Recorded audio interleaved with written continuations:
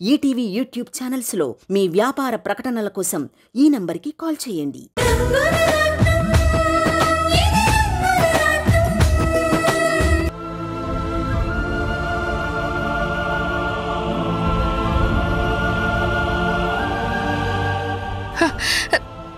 Sir, వంశీకి ఎలా ఉంది సార్? పర్వాలేదు సీత, అవుట్ ఆఫ్ డేంజర్. తను స్పృహలోకి వచ్చారా? వచ్చాడు. తనని ఎవరు కొట్టించారో కూడా చెప్పాడు. ఎవరు సార్? తన భార్య సమంత.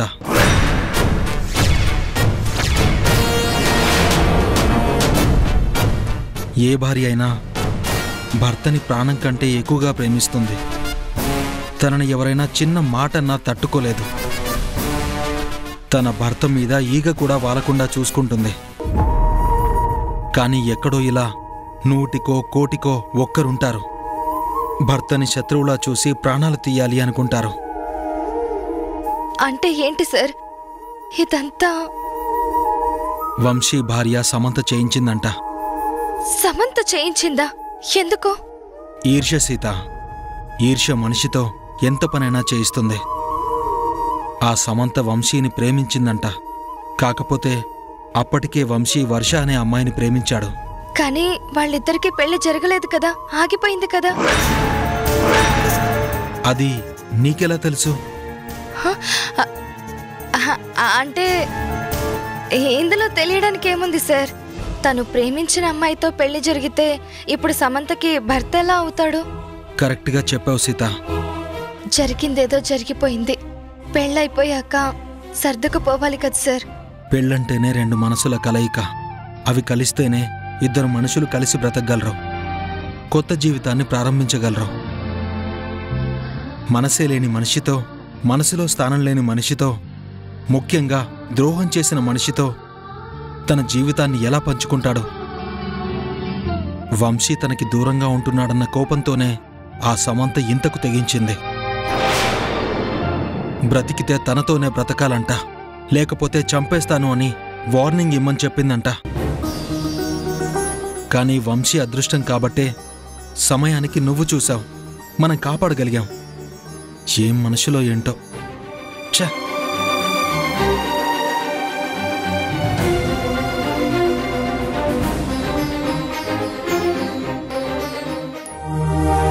సార్, కాఫీ తీసుకోండి సార్. చూడు, నాకు చాలా వర్క్ ఉంది. నన్ను కలవాలని ఎవరొచ్చినా పంపించుకో. ఓకే సార్, వెళ్ళు. అలాగే సార్.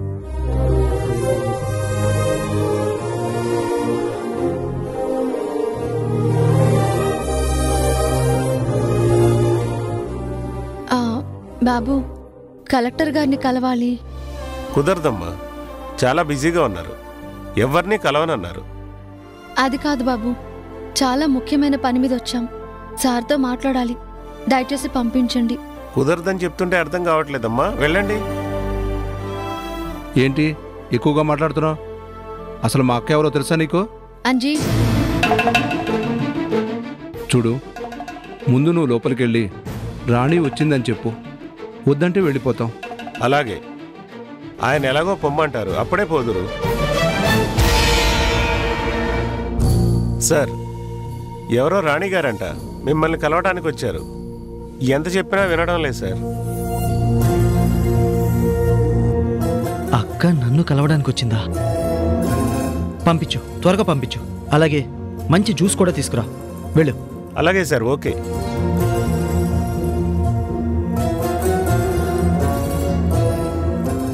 వెళ్ళండి అమ్మా, సార్ రమ్మన్నారు. సరే రండి. అమ్మమ్మ, ముగ్గురే వెళ్ళండి, ఇంతమంది వద్దు. సరే వీరయ్య, అమ్మా మీరు నాతో పాటు రండి. అలాగే అమ్మా. అన్న, మీరు ముగ్గురు ఇక్కడే ఉండండి. అలాగే అమ్మా. రా, రండి.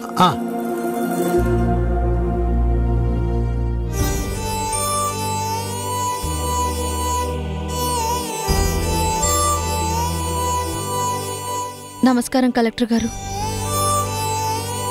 అదేంటక్క, నీకన్నా చిన్నవాడికి దండం పెట్టొచ్చా? అక్కడ ఉన్నది నా తమ్ముడు గోపి కాదంజీ. ఈ జిల్లా మొత్తానికి పెద్ద. అందుకే దండం పెట్టాను. నమస్కారం అండి. కూర్చోండి. పర్వాలేదు సార్, నేల మీద బ్రతికే వాళ్ళం. మీ ముందు కూర్చునే అర్హత మాకు లేదు. మీరు కూర్చోండి. పర్వాలేదండి. పెద్దవాళ్లను నిలబెట్టి కూర్చుని మాట్లాడే సంస్కారం మా అక్క నాకు నేర్పలేదు. ఎందుకొచ్చారో చెప్పండి. మేమొక ఫ్యాక్టరీ నడుపుతున్నాం సార్. ఇన్ని రోజులు నా కాబోయే భర్త చూసుకునేవారు. మొన్న ఒక ప్రమాదం జరిగి ఆయన పూర్తిగా మంచాన పడ్డారు.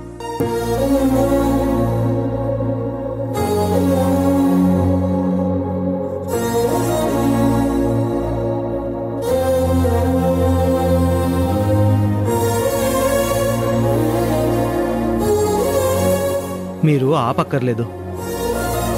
ఏం చెప్పాలనుకున్నారో చెప్పండి. అదే, మా కార్మికులెవరికీ ఇన్సూరెన్స్ లేదు. ప్రభుత్వం తరపున మీరు ఏర్పాటు చేస్తారా అని అడగడానికి వచ్చాము. అలాగే, మీరే అడిగారు కదా, తప్పకుండా చేస్తాను. అక్క, రాధా గారి గురించి కూడా అడుగు. సార్, మీరు ఇంకో సాయం కూడా చేయగలరా? అడగాలా? చెప్పండి. నా చేతనైతే తప్పకుండా చేస్తాను. అదే సార్, ఆయనకి ట్రీట్మెంట్ చేయించాలంటే చాలా డబ్బు ఖర్చు అవుతుంది అంటున్నారు.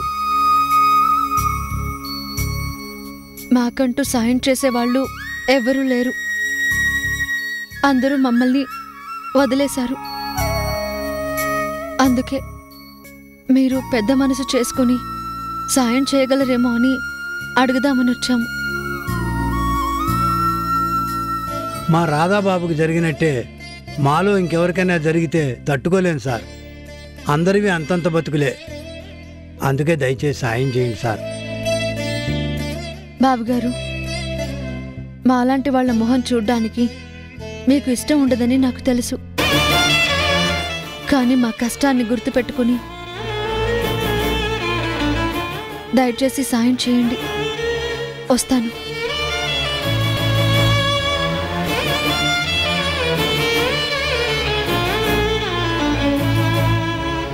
పదండన్నా, వెళ్దాం.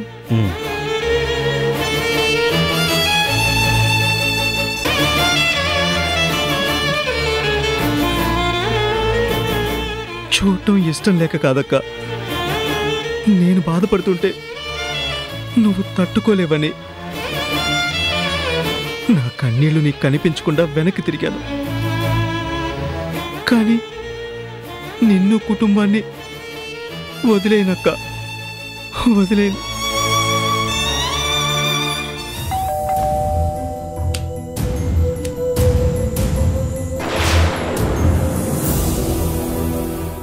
ఏంటి సీత అలా చూస్తున్నావు? ఏం లేదు సార్. తులసమ్మ లేదా? లేదు సార్, పాపని తీసుకుని బయటకు వెళ్ళింది.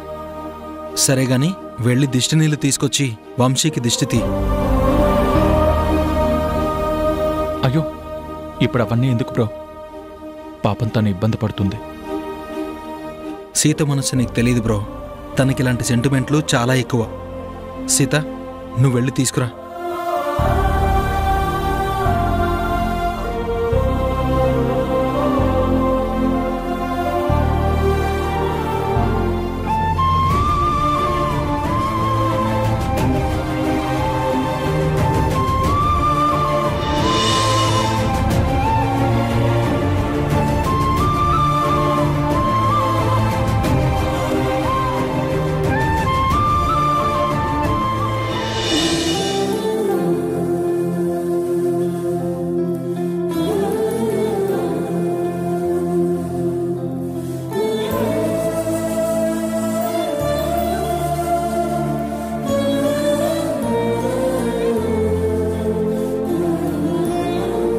కూర్చో బ్రో.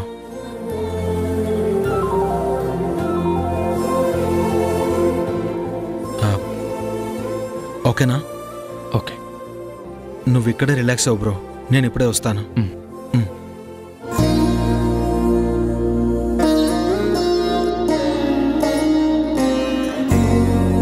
అదే సీత, వంశీ ఫ్యామిలీ మొత్తం యుఎస్లోనే ఉంటున్నారు. తను ఒక్కడే ఇక్కడ ఉంటున్నాడు. తను ఒంటరిగా ఉండడం మంచిది కాదని జరిగిన ఇన్సిడెంట్తో అర్థమైంది కదా. కట్టుకున్న భార్య కాలాంతకయ్యి మృత్యువులా వెంటాడుతుంటే ఇక వంశీకి రక్షణ ఎక్కడుంటుంది సీత? అందుకే తను వద్దు అంటున్నా కూడా వినకుండా నేనే ఇక్కడికి తీసుకొచ్చాను. తనిక్కడే ఉంటాడు, నీకేం అభ్యంతరం లేదు కదా? అయినా మనుషులు ఇబ్బందుల్లో ఉన్నారంటే నువ్వు తట్టుకోలేవు. అది నాకు తెలిసి కూడా నేను అడగడం ఏంటి? సరే రా రా.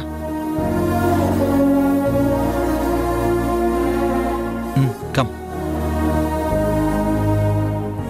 బ్రో, ఇక నుంచి నీకేం కావాలన్నా సీతే చూసుకుంటుంది. ఈ ఇంట్లో నువ్వు హ్యాపీగా ఉండు, నీ సొంత ఇల్లే అన్నట్టుండు. ఎందుకులే బ్రో, అనవసరంగా తనకి శ్రమ కదా. ఏంటి బ్రో అలా మాట్లాడుతున్నావు? రౌడీలు నిన్ను కొట్టి అక్కడ పడేసినప్పుడు సీత చూసి ఎంత కంగారు పడిందో తెలుసా? తన సొంత మనిషికే ఇలా జరిగినట్టు చాలా బాధపడింది. సీత మనసు చాలా సున్నితమైంది బ్రో. ఎవరికైనా కష్టం అంటే తను తట్టుకోలేదు. తను ఎంత కష్టపడైనా ఎదుటి వాళ్ళకి సేవ చేస్తుంది. మా హాస్పిటల్లో పేషెంట్స్ అందరూ సీత గురించి ఎంత పొగుడతారో నీకేం తెలుసు? నిజమే బ్రో, తనేంటో అందరూ తెలుసుకున్నారు. నేనే ఆలస్యంగా అర్థం చేసుకున్నాను. సరే బ్రో, నేను హాస్పిటల్కి వెళ్ళొస్తాను. సీత, వంశీకి ఏమైనా టిఫిన్ చేసి పెట్టు, నేను ఇప్పుడే వస్తాను.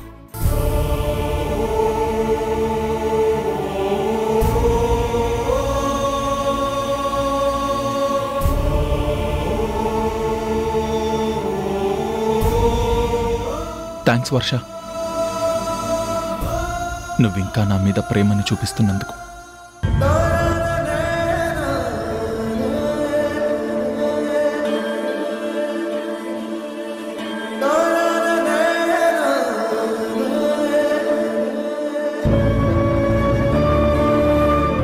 నాకు తెలుసు వర్ష, ఇంకా నువ్వు నన్ను ప్రేమిస్తున్నావు.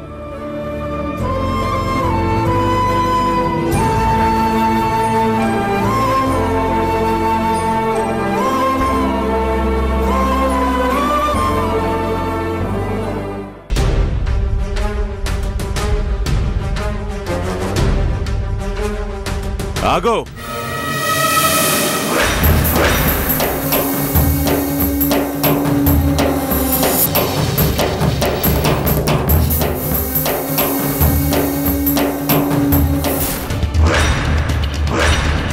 ఈ ఇంటి బంధాన్ని దూరం చేసిన నీకు నా ఇంట్లో అడుగు పెట్టే అర్హత లేదు. నేను కావాలని చేయలేదు, ఇది అనుకోకుండా జరిగిందని చెప్తున్నా, అర్థం చేసుకుంది నువ్వు. కానీ ఈ ఇంట్లో మనిషి చేసే అరాచకాల గురించి మాట్లాడాల్సిన అవసరం ఉంది, అందుకే వచ్చాను.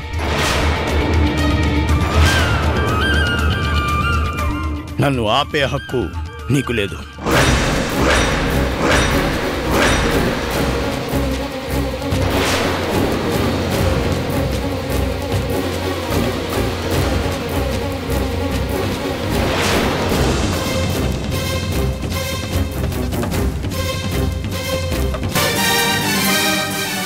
చీ అన్నా సిగ్గు లేకుండా లోపలికి ఎలా వచ్చాడో చూడు తాతి.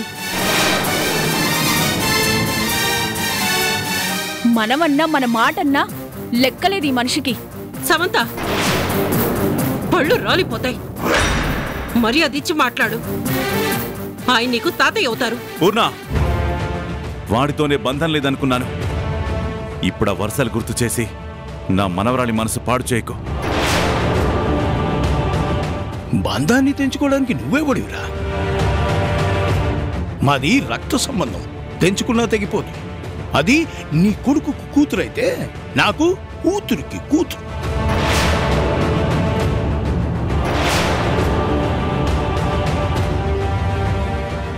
నా కట్టె మట్టిలో కలిసేంత వరకు ఆ బంధం అలాగే ఉంటుంది. మాటలు బాగానే చెప్తున్నావురా. నిజంగా నీకు మనవరాలన్న మమకారం ఉంటే, నీకు కూతురు కూతురు అన్న అభిమానం ఉంటే, వంశీ విషయంలో నువ్వు అడ్డుపడి ఉండేవాడివే కాదు, వాడి కాళ్ళు విరిచి నా కాళ్ళ దగ్గర పడేసేవాడివి.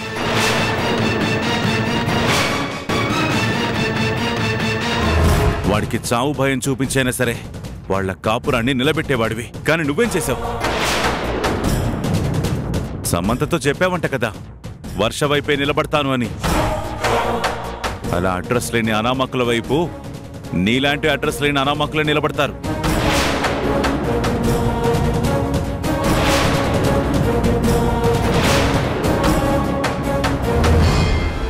కానీ నా మనవరాలి వెనకాల ఈ శంకర్ ప్రసాద్ అనే శక్తి ఉంది. ఆ శక్తి ముందు నీ ఆటలు సాగవని తెలుసుకుంటే నీకే మంచిది. గుర్తుపెట్టుకో సూర్యం, వంశీని ప్రేమించింది నా మనవరాలు, వంశీని కోరుకున్నది నా మనవరాలు, వంశీని పెళ్లి చేసుకున్నది నా మనవరాలు.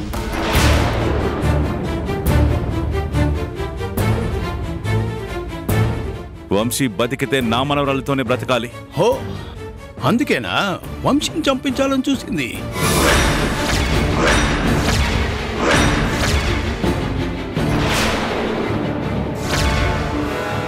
ఏంటన్నయ్య మీరనేది? నేను చెప్పేది నిజమేనమ్మా. వీడు తన మనవరాలకి ఏం నేర్పిస్తున్నాడు, తన జీవితం ఎలా ఉండాలని ఆలోచిస్తున్నాడు, నాకేం అర్థం కావడం లేదమ్మా. అరే, చిన్నప్పుడు పిల్లలు ఏడిస్తే వాళ్ళు ఏడు పాపడం కోసం మనం వాళ్ళకి కావాల్సింది ఇస్తాం. అవి బొమ్మలు కాబట్టి ఎవరికి ఏ ఇబ్బంది ఉండదు. తన మనవరాలు ఏడ్చిందని అసలు మనసులో లేని వంశీకిచ్చాడు. తన మనసంతా వర్ష ఉన్నప్పుడు ఇక సమంతతో ఎలా సుఖంగా ఉంటాడు? ఇష్టం లేని కాపురం ఎలా చేస్తాడు?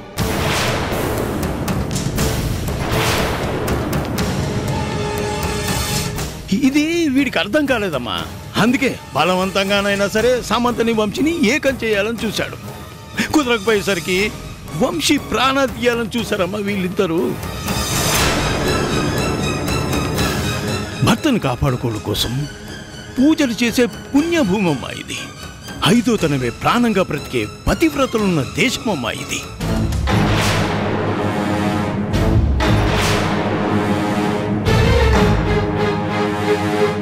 భర్తే దైవం భావించే స్త్రీమూర్తులను చూశాం. అంతవరకు ఎందుకు? నీ రూపం మారిందని వీడు నిన్ను గుర్తుపట్టకపోయినా వీడిని నువ్వు వదిలేసావా?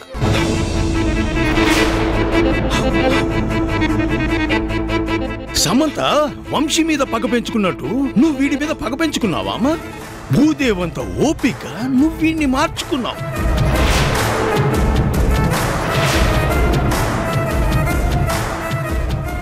మళ్ళీ నీ ఇంటి దీపాన్ని నువ్వే నిలబెట్టుకున్నావు. ఇది కదమ్మా వీడు సమంతకు నేర్పించాల్సింది. ఇలా కదమ్మా బ్రతకాలి.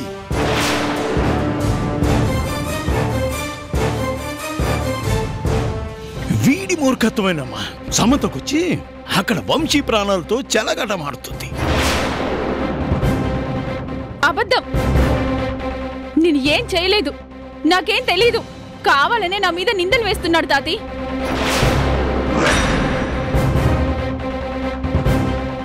వంశీని నాకు శాశ్వతంగా దూరం చేయడానికి మరో కొత్త నాటకం ఆడుతున్నాడు. ఈ ముసలోడి మాటలు నమ్మకు తాతి. సమంత,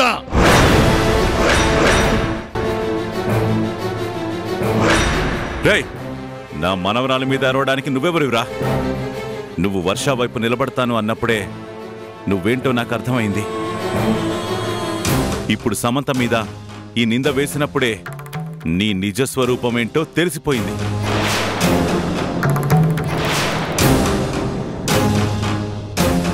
సమంత తప్పు చేసిందని నువ్వు నిందలు వేసావు కదా. ఇప్పుడు నేను చెప్తున్నాను విను. వంశీ మనసు మార్చుకొని ఈ ఇంటికొచ్చి నా మనవరాలతో ఉండాలని చెప్పు. వాడి మనసులో వర్షం మీదున్న ప్రేమని చంపుకొని నా సమంతతోనే బతకాలని చెప్పు. అలా కాదు అంటే నువ్వే కాదు, ఆ బ్రహ్మదేవుడు కూడా వాణ్ణి కాపాడలేడని చెప్పు. శబాష్ శంకర్, శబాష్ రా. నిజం చెప్తే నమ్ముతావనుకున్నాను రా. జరిగిన తప్పుని సరిదిద్దుతావనుకున్నాను. కానీ నా మీద నీకున్న గుడ్డి కోపంతో నీకు నిజాలు కనిపించడం లేదురా.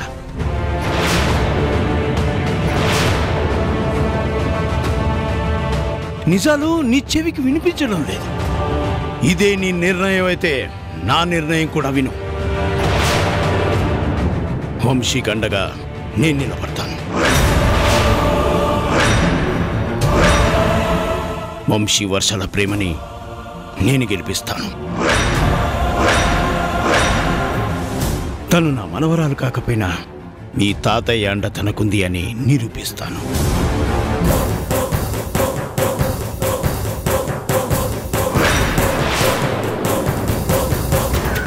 నువ్వు ఇంట్లో అడుగుపెట్టినప్పుడు అనుకున్నాను ఈ ఇల్లు ఇలా మారిపోతుందని. పాము పడగ నీడలో బ్రతుకుతున్నామని వీళ్ళకి అర్థం కావడం లేదు. కానీ నీ వల్ల నా వాళ్ళకేమైనా జరిగిందంటే మాత్రం నేను మానవత్వాన్ని మర్చిపోతాను. బాగా గుర్తుపెట్టుకో. రవిశంకర్, వంచనకి నిజమైన ప్రేమకి జరుగుతున్న యుద్ధం రా ఇది. స్వచ్ఛమైన ప్రేమని గెలిపించడానికి నేనున్నాను. వంచన ఎప్పటికీ గెలవదని నిరూపిస్తాను.